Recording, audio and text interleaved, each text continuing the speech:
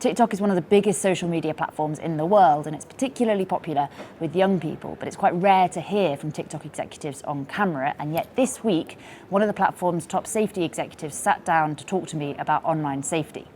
It's a critical moment to talk about this with TikTok because they're introducing new features around online safety. They've got new AI watermarks to help people spot AI-generated content. They've got a wellness hub to point users to focus more on their mental health. But they're also introducing sweeping changes to how they moderate online content. They're moving towards AI moderation over human moderation. In London alone, they're cutting more than 400 moderator jobs. But that's something that TikTok's head of governance for Northern Europe insists won't put UK users at more risk. In fact, he says it'll keep them safer. AI has been used in moderation for a number of years. At TikTok, you've been using it for a number of years and it's been moderating a lot of your content. What has changed that's meant that you're happy to move forward with the changes that we will talk about in a bit, but move forward with the changes that you're making to your moderation teams? What's changed in that technology for you? So as you say, we've been making use of technology from the very start. And whenever anybody uploads a video to TikTok, that video is passed through a number of AI models who look for potential content that might be harmful. And one of the things that has changed is really the sophistication of those models. And if I give you an example, pornography is not allowed on the platform. It's prohibited. AI is good and has been good for a number of years of being able to detect human nudity. And so it can just block that from being uploaded in the very first place. There might be areas though where you've got a greater level of context that is required. And a great example is being able to identify a weapon, for example. AI can spot a knife, but actually the sophistication of newer AI models is such that they can spot a knife that is being used in a cooking video when you're trying to create fantastic recipes that people can share and use, versus in a street scene or in a graphic violent encounter. And so the sophistication of AI is improving, meaning that more of those pieces of content can be identified. That's really important for us for a number of reasons. Firstly, it means from a well-being perspective, our human moderators are able to focus more on the areas that they are experts in, the nuanced, considered areas, and not be asked to look at what might be distressing or graphic content. And we've seen an increase of 76% in the amount of content that is no longer going to human moderators that is graphic or distressing. Secondly, it means that we can approach moderation with a higher level of speed and consistency. Because when you're doing this from a human moderation perspective, there are trade-offs. If you want something to be as accurate as possible, you need to give the human moderators as much time as possible to be able to come to the right decision. And so you're trading off speed and accuracy in a way that might prove harmful to people in terms of being able to see that content. You don't have that with the deployment of AI. And then the final bit, which is what I said earlier, is that deploying more and more sophisticated AI allows us to be able to stay ahead of the bad actors as they move and change their tactics in terms of how they're trying to target our platform.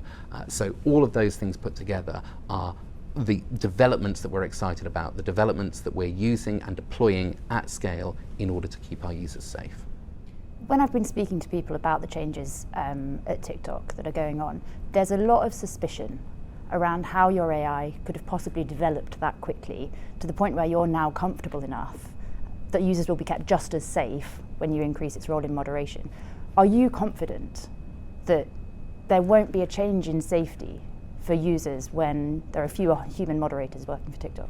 So we set a high benchmark when it comes to rolling out new moderation technology.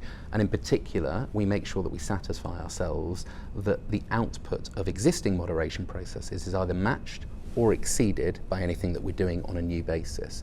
We also make sure that changes are introduced on a gradual basis with human oversight, so that if there isn't a level of delivery in line with what we expect, we can address that. But to be really clear, our focus throughout this is on outcomes. We want the platform to be as safe as possible.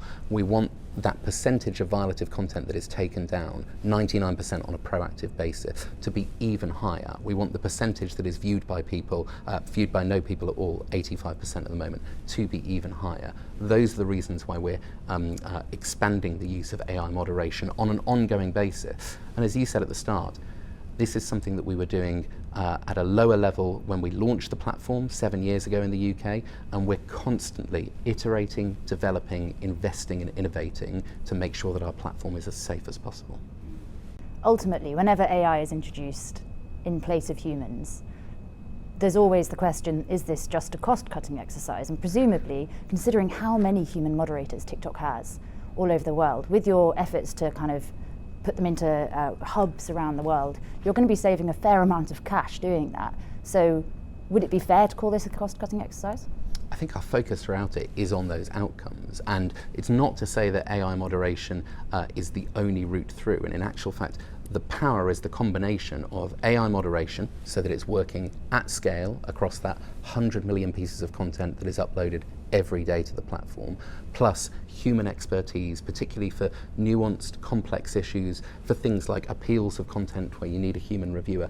That's where the power comes in terms of combination. There will always be a really large element of human moderation and trust and safety work in TikTok's platform overall. That combination between human trust and safety professionals and sophisticated, innovative, highly invested in AI moderation technology is where we get the best outcomes from a safety perspective.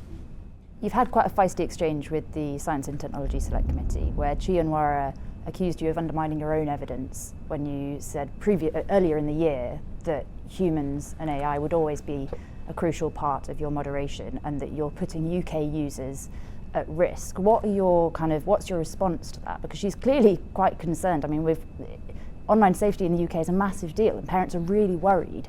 So how do you respond to those claims? Well, look, as a parent myself, I'm also highly concerned and highly interested in issues of online safety. But that's why I'm so confident in the changes that we are making at TikTok in terms of content moderation as a whole, because the power really comes in the combination of the best technology and human experts working together. And that still is the case at TikTok, and it will be going forwards as well. When it comes to the committee, I'd love for them to be able to come out to our Transparency and Accountability Centre here in Dublin, where we can talk them again through the moderation process that we undertake at TikTok, through the way that we use AI, and the way that we ensure that all 30 million users from a UK perspective, including the many teen users that we have, are kept safe. But can you see why she's concerned? I mean, you've cut 400 jobs in your trust and safety team in the UK. That just sounds alarming. Like, that sounds like you're undermining trust and safety, like you're undermining the safety of UK users.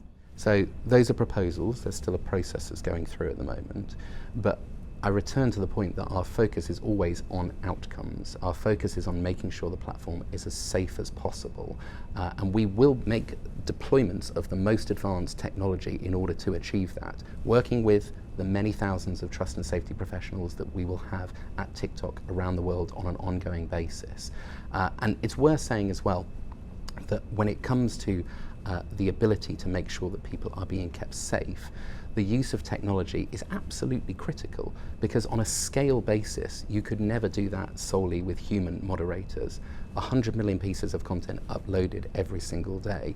That needs the best technology deployed across the platform at scale in order to be able to ensure that we create the safest environment for our users who, remember, are coming to the platform to express themselves, to create, to connect with other communities, and that's why we pursue the approaches that we do. Moving on from moderators, you've announced this week that you're going to be releasing a wellness hub for TikTok users. Surely you'd be better directing teenagers away from TikTok to other kind of, reducing their screen time that way? Or is this an effort just to keep people on the app? So our wellness centre is backed by research. We've got actually a thriving community on TikTok that are particularly interested in wellness, in meditation, in breathing exercises. And so the wellness space that we've created is a place for them to be able to go to engage in those activities. We've also got within there several games, mission-based games, where people can earn badges by doing certain activities that raises their awareness of the options that they have available to them. And those options absolutely include things that you've talked about just there. They include the ability to set for yourself a screen time limit or a particular time where the app will tell you to go to sleep. We offer 50 privacy and safety settings as standard to our younger users. And that includes things like a default 1 hour time screen time limit, and it includes, for example, a feature whereby at 10 o'clock at night you'll get a full screen takeover of your app that says it might be time to shift your energy, put away the phone, go to bed. We'll take you through a meditative breathing exercise. We offer all of this because we talk to our users all the time. We talk to parents, we talk to teens, we have a global youth council that advises us on issues that they think are particularly pertinent on the platform. And one of the things that we hear consistently is that people want control. People want agency. They want the ability to create the experience that is right for them with the app. And that's why we have the set of tools that we do, and that's why we've made the announcements that we've made today. TikTok's part of the problem, isn't it? So surely you should hand over the solution to someone else. Well, look, as I say, some of the starting points that you get, if you are a teen on the app, you will load up and find that you have, if you're under 16, a private profile, no access to direct messaging, a screen time limit set at an hour, that 10 p.m. sleep hour suggestion that I mentioned as well. So the experience is one that does try and promote a balanced approach to using the app and make sure that people have the options to set their own guardrails around this. I think the other thing I'd say is that the content on TikTok is, in the main, and the vast majority of it, inspiring, surprising, creative. We know that 88% of British teens that use TikTok use it to learn something new, be that a recipe or visiting the science, technology, engineering and maths feed that we have on our homepage. It's a way for them to connect with communities. It's a way for them to be able to build their confidence, see their own lives reflected back at themselves. The violative content we've been talking about from a moderation perspective represents less than 1% of the videos that are available on our platform. And so what we want to do is make sure that people have a balanced, healthy, valuable relationship with the app and give them the tools to be able to do that, while at the same time making sure that they have access to this fantastic content and this fantastic, inspiring way of discovering content.